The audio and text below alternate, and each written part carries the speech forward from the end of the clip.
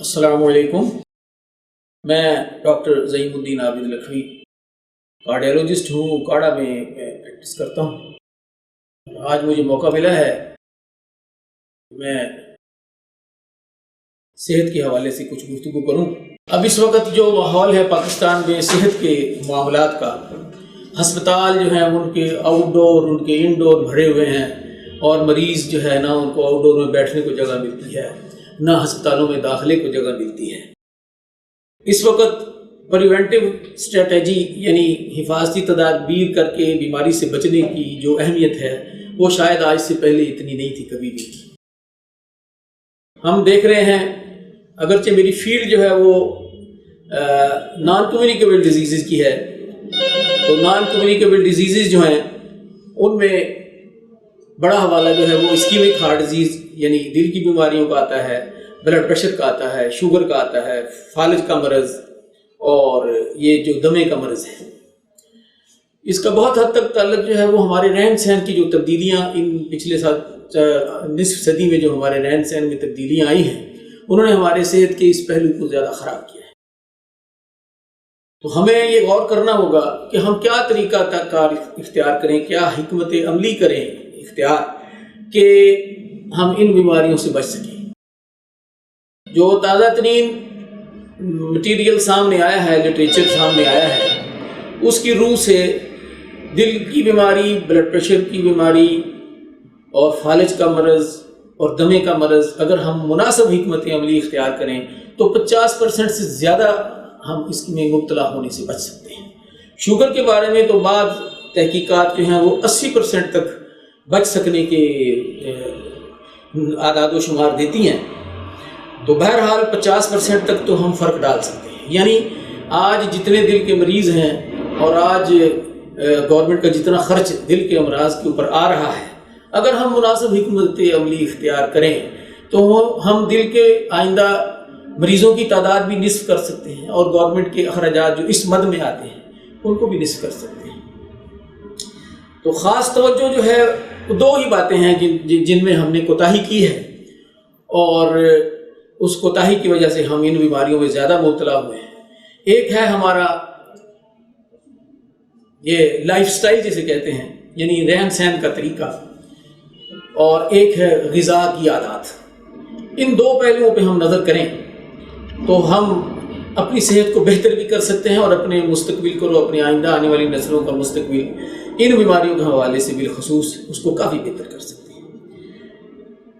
تو یہ دل کا مرض، بلڈ پریشر کا مرض، شوگر کا مرض، فالج کا مرض، ان چاروں پہلوؤں پہ، ان چاروں بیماریوں کے معاملات کو اگر ہم دیکھیں تو ان سے بچنے کے لیے جو حکمت عملی اختیار کرنی پڑتی ہے وہ تقریباً ملتی جلتی ہے۔ جب ہم غذا کی بات کرتے ہیں تو میں آپ کی آسانی کے لیے جو ہماری غذائیں ہیں ان کو دو حصوں میں تقسیم کرتا ہوں۔ ایک وہ غذائیں ہیں جو ہم پودوں سے حاصل کرتے ہیں، اور ایک وہ غذائیں ہیں جو ہم جانوروں کے ذرائع سے حاصل کرتے ہیں۔ پودوں سے ہمیں کیا ملتا ہے؟ سبزیاں ساری، پھل سارے، دالیں ساری، اناج سارے، یہ سبزیوں سے ہماری غذا میں آتے ہیں، یعنی نباتات سے آتے ہیں۔ نباتات کہ یہ چار قسمیں ہیں جو ہم اپنی غذا میں استعمال کرتے ہیں۔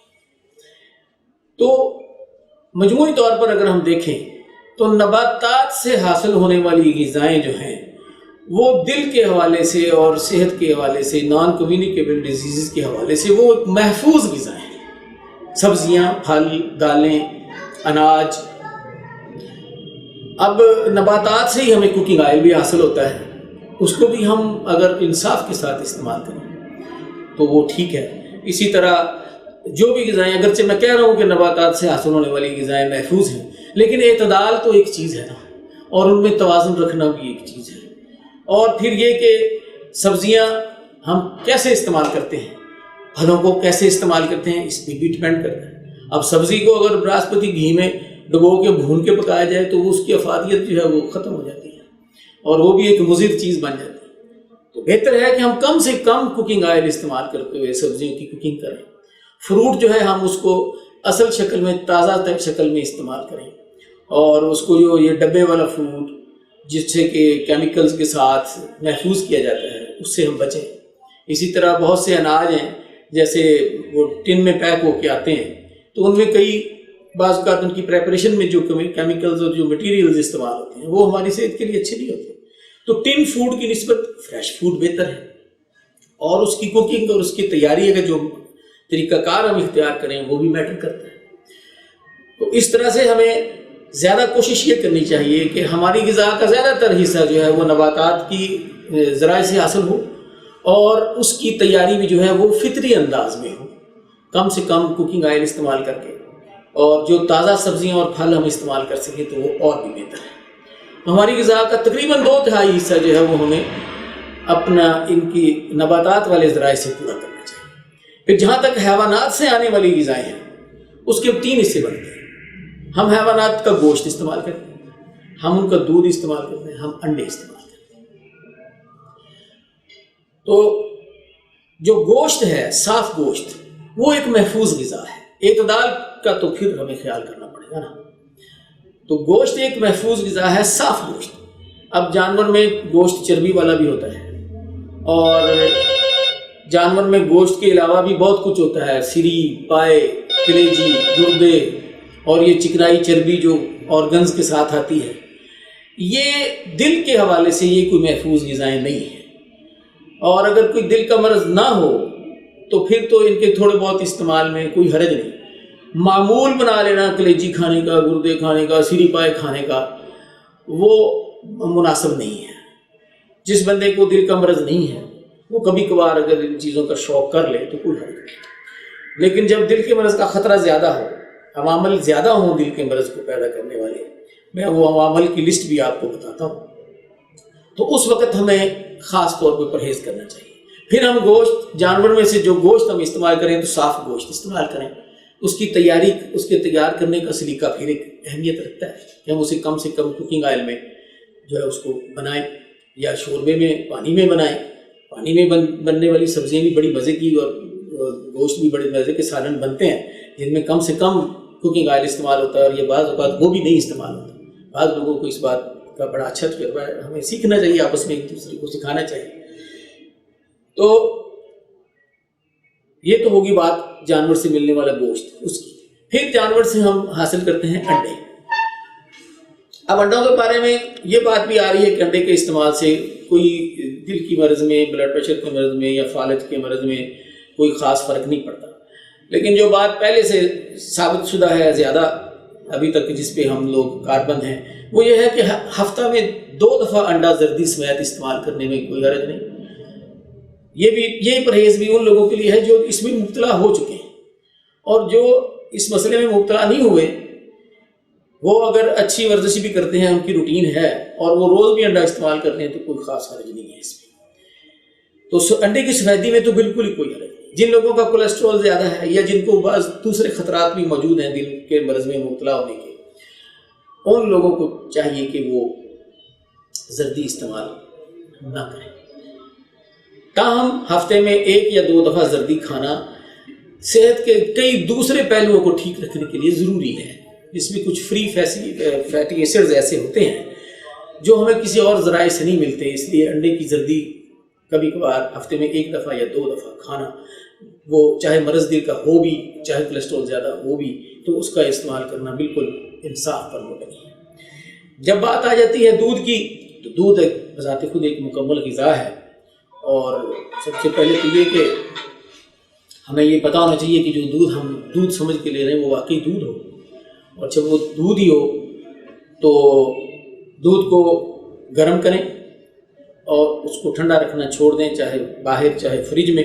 5-6 گھنٹے بعد اس کے اوپر موٹی بالائی آ جائے گی، بالائی اتار دی جائے اور نیچے والا دودھ استعمال کیا جائے تو وہ بالکل محفوظ دودھ ہے۔ اس دودھ کا ہی دہی بنائیں، دہی استعمال کریں، اس دودھ کی ہی چائے بنائیں، چائے استعمال کریں۔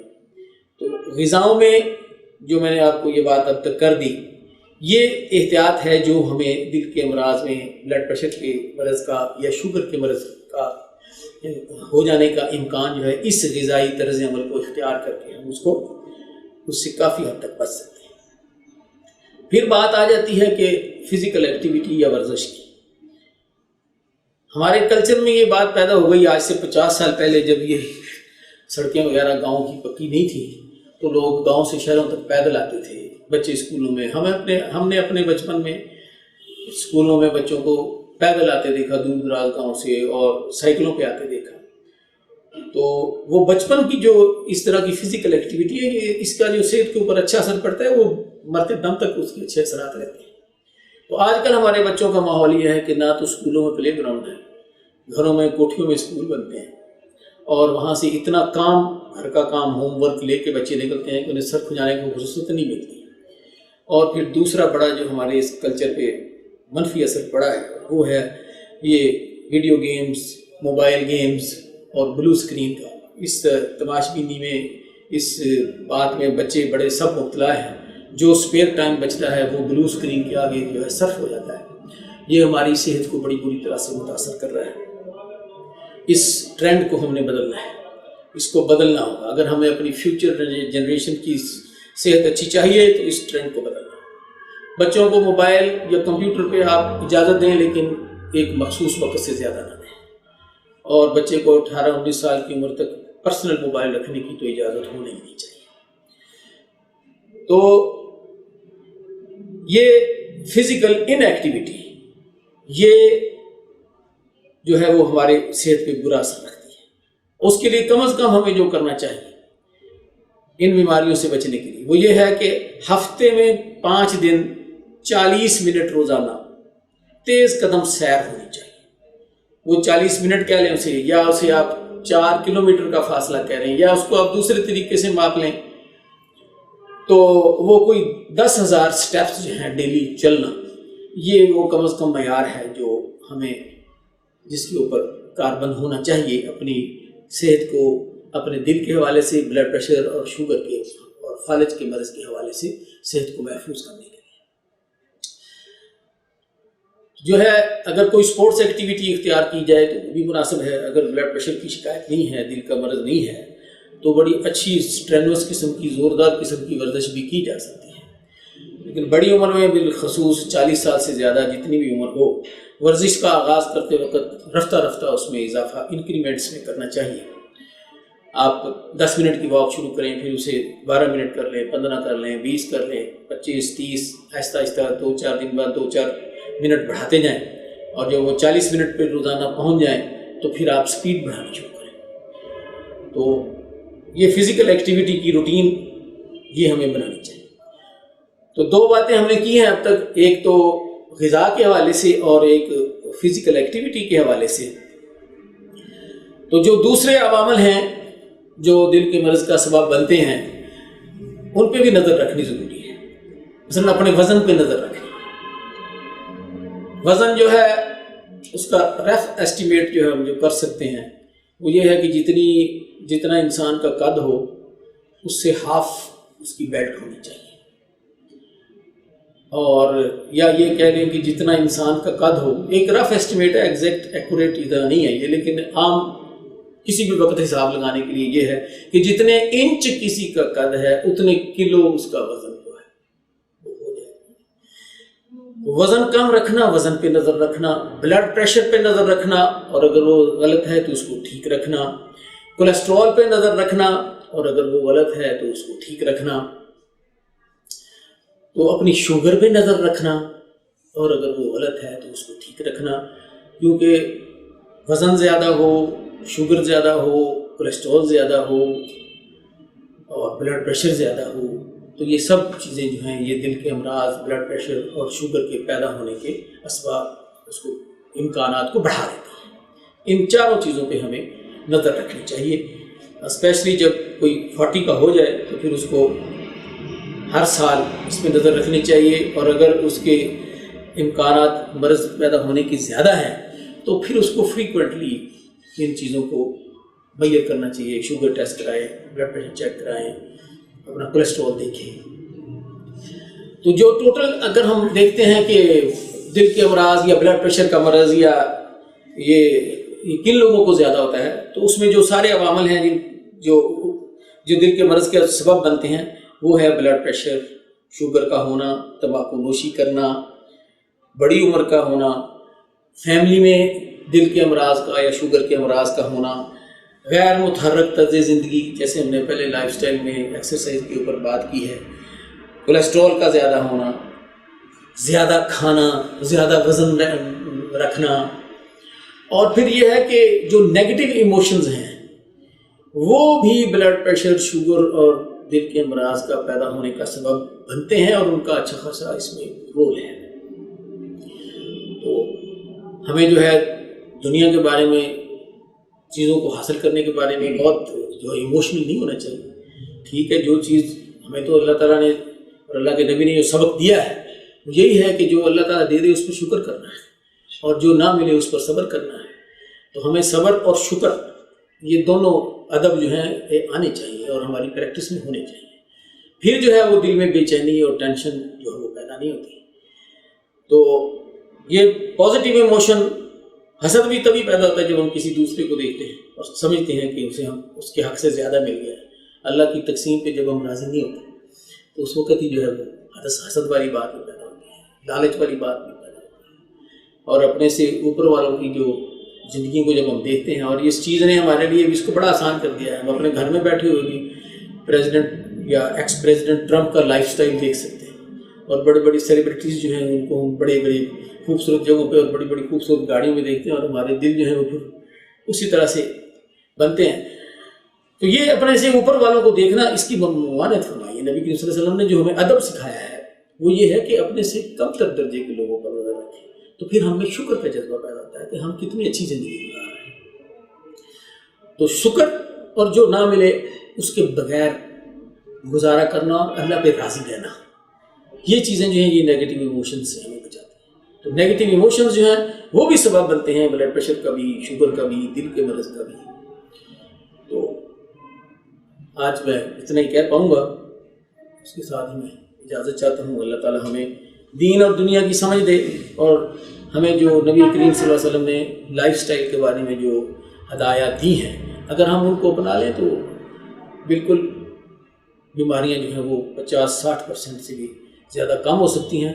ہمارے صحت کے جو وسائل اور جو ڈاکٹروں کی جو تعداد ہے وہ موجودہ ڈاکٹر ہی پورے آ جائیں گے، اور موجودہ ہیلتھ فیسلٹیز ہی جو ہیں وہ عوام کی ضرورت کو پورا کرنے والی ہو جائیں گی، اگر ہم بحیثیت مجموعی اس پریونٹیو یعنی حکمت عملی جو بیماریوں سے بچنے کی ہو اس کو اختیار کرنے والے بن جائیں۔